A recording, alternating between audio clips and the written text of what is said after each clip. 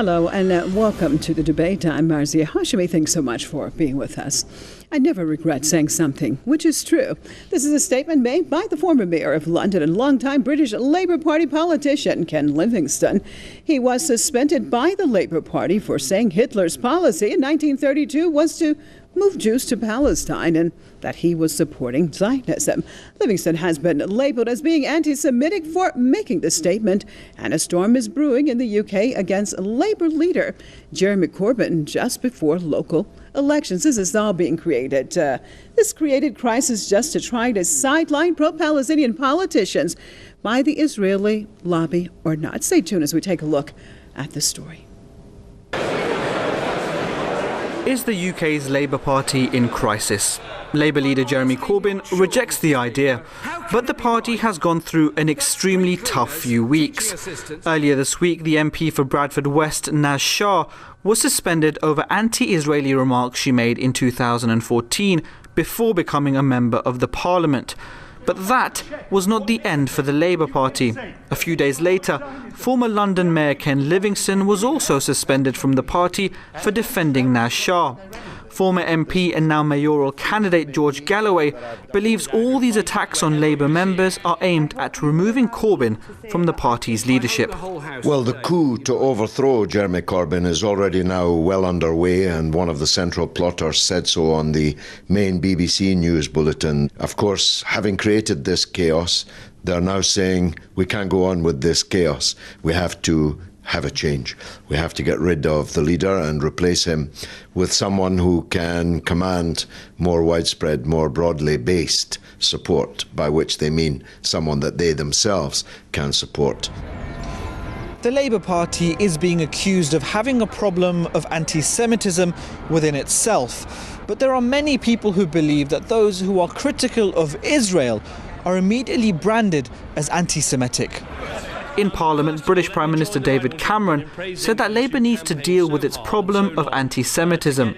However, his comments raised the question as to whether the party has such a problem. According to many, powerful Israeli lobbies are behind the consistent attacks against those who criticise Israel at Westminster. The project is to make any criticism of Israel ipso facto anti-Semitic. And anti-Semitism is a form of racism, and racism is a crime, and therefore, if you do it, you'll be punished by the law. It's an anti-democratic coup, and the Israel lobby looks to be on the verge of success with it. It's a turbulent time now for the Labour Party and Jeremy Corbyn, and as he fights to calm down the situation, it seems his leadership hangs very much in the balance. Mohammed Walji, Press TV, London. I'd like to welcome my guest to the program. Out of Madison, Wisconsin, editor of Veterans Today, Dr. Kevin Barrett. And out of Washington, D.C., president of Middle East Research Center, Mr. Richard Hellman. Thank you both for being with us. Well, let's start this off in Washington with Mr. Hellman. In your perspective, how can actually being or even saying something against Zionists be labeled as being anti-Semitic when Zionism is actually a political movement? Well, as a matter of fact, the United Nations has decided on this. There was a United Nations resolution in 1975 that said Zionism equals racism. Some years later, under President George H.W. Bush, our 41st United States President, he and Secretary of State James A. Baker III went to the United Nations, and they appealed to the United Nations, and the United Nations repealed the resolution that said Zionism equals racism. That, I believe, is the only United Nations resolution that has ever been rescinded or repealed. Zionism is an old and honorable concept going back indeed for us Christians as well as for most Jews goes back to the Bible and the mention of Zion, Mount Zion, Sir, as synonymous with Zionism, Jerusalem sir, are you and telling me, Israel. sir, are you telling me that Zionism is not, I'm asking you a question. You didn't answer the question. Is Zionism a political movement or not? I can't hear you. Say again, please. Is Zionism a political movement or not? Well, Zionism is it does indeed have a political component, as well as a religious component, a social component, a cultural component, and an educational component.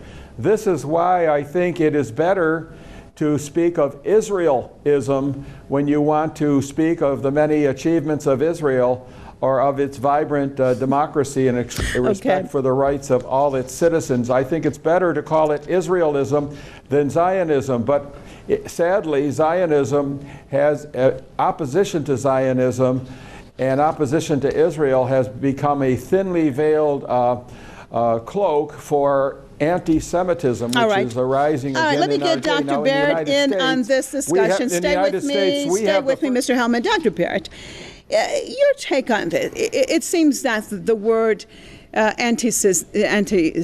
being anti-Semitic is used very, very easily and is thrown out. And perhaps a lot of people don't even really know what the word Semitic means, actually going back to the roots of the languages, the Arabic language, the Hebrew language, the Aramaic language. Why do we see constantly when different individuals make different statements, then immediately they're labeled anti-Semitic, then all of a sudden it means anti-Jewish? And it doesn't seem that that was the case at all, especially if we look at Mr. Livingstone's case. He did not say anything against Jews. He said that the Zionists and the Nazis cooperated together. Your take, sir. The term anti-Semitism is really a misnomer, and it came out of the early 19th century equation of linguistics with race. And that notion of race has been completely discredited ever since then. So this notion of anti-Semitism equating with anti-Jewish racism really doesn't make any sense anymore. But since the World War II persecution of Jews in Germany and the backlash against it afterwards, essentially this concept of anti-Jewish racism equated falsely with the term anti-Semitism has become a tool of Zionist power in the world. And this has been used to excuse the Zionist invasion, occupation, and ethnic cleansing of Palestine, the literally genocidal treatment of Palestinians. There are opinions very, very carefully expressed and rooted in international law by Professor Francis Boyle of the University of Illinois and other leading international law scholars, pointing out very clearly that the Zionist destruction of Palestine does constitute genocide under the international legal definition. And there are many Jews who agree with this, including history professor Dr. Lawrence Davidson of Westchester University, who's written a book on this called Cultural Genocide. So the fact is that this false equation of supposedly anti-Jewish prejudice with anybody who's opposing the genocide in Palestine has been used to stifle criticism of a genocide. It's been used to accuse people who oppose the genocide of the Palestinians with racism. And in fact, it's the Zionists who are the racists who have a Jewish superiority state that's been created in Palestine. All right, Mr. Hellman, isn't it true that the Zionists and actually the Nazis worked hand in hand together? That statement by Mr. Livingstone was not an untruth? Say again. I couldn't hear your question. Say again, please. I said, is it not true that the Zionists and the Nazis, did they not work in hand? So would it make the statement that Livingstone made true? No, Livingstone told a falsehood, and that canard, that lie has been perpetrated for years, but it is still a lie. It's like what Goebbels did, the big lie, and people like your other guest on this show keep telling the same lies, the big sir, lies, in sorry hopes to interrupt that they you. will then Let be me just jump in here, sir. Let me just jump in here, sir, with some historical facts. Stay with me, sir. Untrue. Let me read a couple of things for you, historical facts, actually. This is untrue. In June of 1934, in an internal SS position paper, the Nazis urged active and wide-ranging support for Zionism by the government and the party as the best way to encourage immigration of Germany's Jews to Palestine. We have a ton of records right here that I have been researching before this program, showing that the Zionists actually worked hand in hand with the SS. Actually, the Nazis wanted to get rid of the Jews, and the Zionists also wanted the Jews to head to what is now called Israel. So how can we say then that what Livingstone said was an untruth? You are playing games with the greatest genocide that has occurred in history. The 16 million Jews who no one said anything about anyone being killed. Germans and no their, one said anything allies. about a genocide, sir. I'm talking about prior to this, in the 30s. Go ahead. Let me answer your question. I'm answering your question. I can't hear you, but I understood the drift of your question. This is a terrible connection. Let me tell you that the people of Israel, pre-state Israel, in the Palestine Mandate under British occupation, would do anything they could to rescue Jews from the oncoming Holocaust and then the actual Holocaust, in which many Arabs and others from the Middle East even participated, and others in Europe participated, and in which the West, including Britain, who controlled pre-state Israel under the Palestine Mandate, Britain did not do what it should have done, which should have been to accept all the Jews from Europe who were threatened with extermination by Adolf Hitler. Okay, so you said the Zionists would do anything to save the Jews' lives. So did they cooperate? Did they cooperate then? The Palestine Mandate area. Did they cooperate with the Nazis? Yes. It's not a question of cooperation. If the Nazis would allow the Jews to emigrate, which in most cases they did not, later Jews could not emigrate at all, and 16 million. But you admit, sir, you admitted that they did work together. Shame on you. I'm asking you a question. You're going on to another topic. Are you? Listen. Listen. I thought you were a moderator. Shame on you. I'm a moderator, and I'm moderating the program. I want you to answer the question. Shame on you. Answer the question, Mr. Hellman. I told you, I answered your question. I said that the Jewish authorities in pre-state Israel under the Palestine Mandate would accept Jews from Nazi Germany if they could. So yes, they did have to speak that's all I wanted to know. Thank you, Mr. Hellman. The Nazi government, but that is different. That is different from collaboration or cooperation, and I wish you would let me answer. Sir, so what you're saying is that it did happen. We did not get into how many Jews were killed, and no one is talking about that topic. We're talking about prior to that, in the 30s, actually, as far as the cooperation and working together. Dr. Barrett, then if this is a situation, and as I have been researching it, it definitely seems that it is so why such a backlash then against Ken Livingstone? Well, I think we need to continue a little bit with this discussion that you were having. In fact, the very close Nazi cooperation with what later became Israel not only took place in the early 1930s, it continued right up through World War II into the 1940s. And in fact, Lenny Brenner, a Jewish historian, has written, or actually collected a book, it's called 51 Documents. And those 51 documents prove overwhelming close cooperation and collaboration between the Zionists in, at that time, what was Palestine, and the Nazis at every level. In fact, there is even one document in which the leader of what became the IDF, the Israeli Defense Forces, at that time it had a different name, actually volunteered to fight with Germany against Britain. That is to ally what is now Israel with Nazi Germany. That was during World War II. I'm afraid that our guest in Washington needs to buy and read the book 51 Documents by Lenny Brenner. So what the former mayor of London, Mr. Livingstone, said is absolutely correct, and he was absolutely right not to apologize. There is no legitimate historical dispute about this, and this crazy guest in Washington who's denying the facts about this is obviously completely ignorant. Brenner's book is just one of a huge literature on this subject. It is completely clear that the Zionists and the Nazis not only shared all of their objectives, that was getting Jews out of Germany and into Palestine, but they worked closely together right up through World War II, and the Zionists, the leaders of the military organization that later became the Israeli Defense Forces, volunteered to fight on behalf of Nazi Germany. That document exists, and nobody has questioned its authenticity. Okay. All right. Thank you, both my guests, Mr. Barrett and Mr. Hellman. Stay with me, please. Let's cross over to our Facebook page and see what our viewers have had to say about this topic. Many Jews oppose Israel. Are they also anti-Semites? Anti-Zionism is about the apartheid pariah state that Israel has become. It is about the extrajudicial executions, ethnic cleansing, and genocide that Netanyahu and the IDF perpetrate on a daily basis. I've been saying this all along. Zionism is the 21st century Nazism.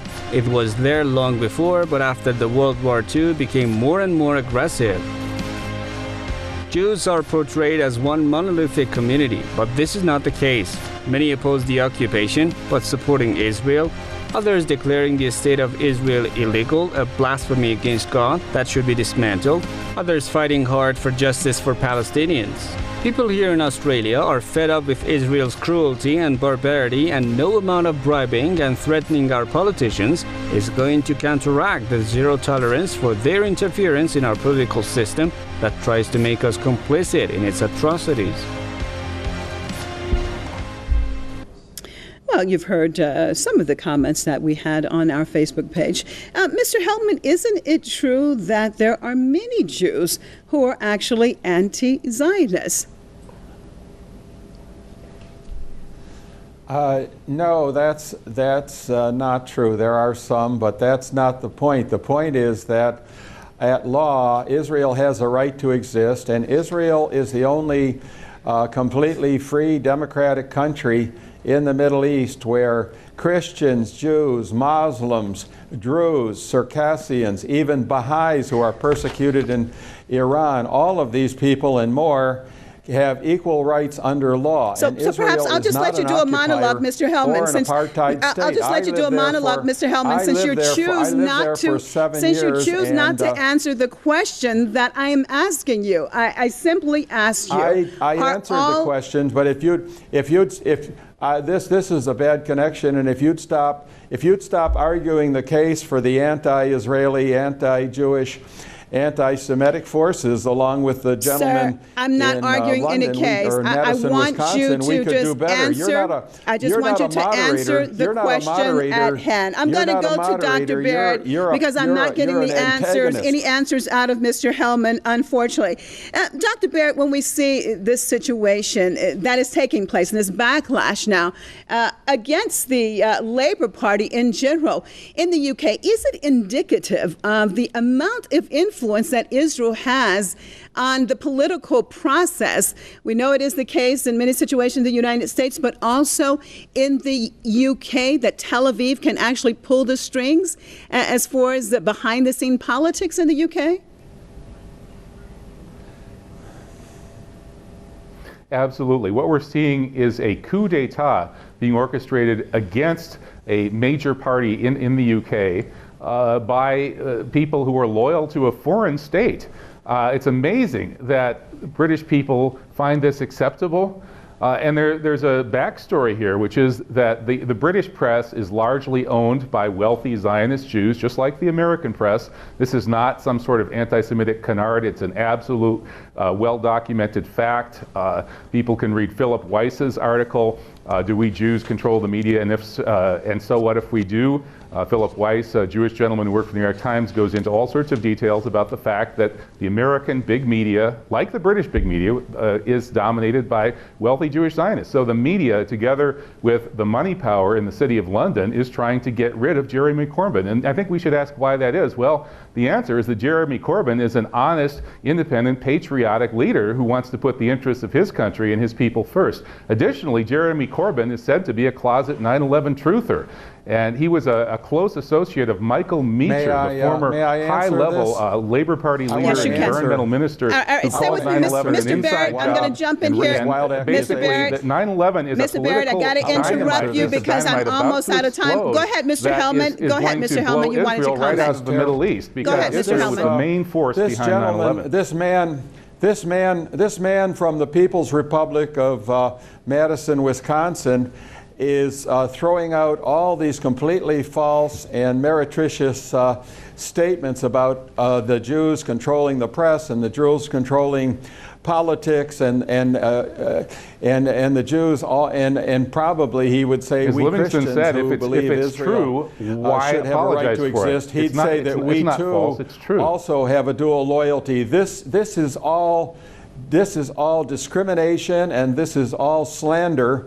And this is completely false, and I just reject all of this that is coming from this man in the People's Republic of Madison, Wisconsin. He's not only anti-Israel and anti-Jewish, he's anti-Israel. I mean, he's anti-American as well. This is not in the best tradition of American justice, media. Why is it anti-American to say that the American leadership should be pro-American, not pro-Israeli? And we owe a great deal to Israel. And America owes a lot to Israel, and Britain owes a lot to Israel. Israel is repeatedly Mr. Barrett, 30 seconds. I'm just about out of time. Mr. Barrett, go ahead. 30 seconds. Many British figures Mr. Barrett, 30 seconds. Just about out of time. Go ahead. Of a state of Israel. Okay. Well, you know, it's interesting how we have so many of these people, like the other guest, who are essentially paid shills for the Likud wing of the government of Israel. They're all over the American media, they're all over the British media, and it's people like him who are orchestrating the coup d'etat, the attempted coup d'etat against Jeremy Corbyn, just in the same way that they orchestrated the neoconservative coup d'etat here in the United States on September 11th, 2001. Israel, it's clear why they're doing this. Israel is faced with many very, very serious problems, a demographic problem, a problem with its neighbors. None of its neighbors accept it as legitimate. And so they've had to resort to extremist tactics in order to try to essentially destroy the Middle East so that they can continue to grow and expand. All right, I'm so sorry. I'm out of time. I'm so sorry. We are out of time. In the UK, I appreciate you being with me. Dr. Kevin Barrett, editor of Veterans Today out of Madison, Wisconsin, and the president of Middle East Research Center, Mr. Richard Hellman out of Washington, D.C. And as always, viewers, we appreciate you being with us on another debate. I'm Marzieh Hashemi, signing off for myself and all the crew right here in Tehran. Thanks so much, and goodbye.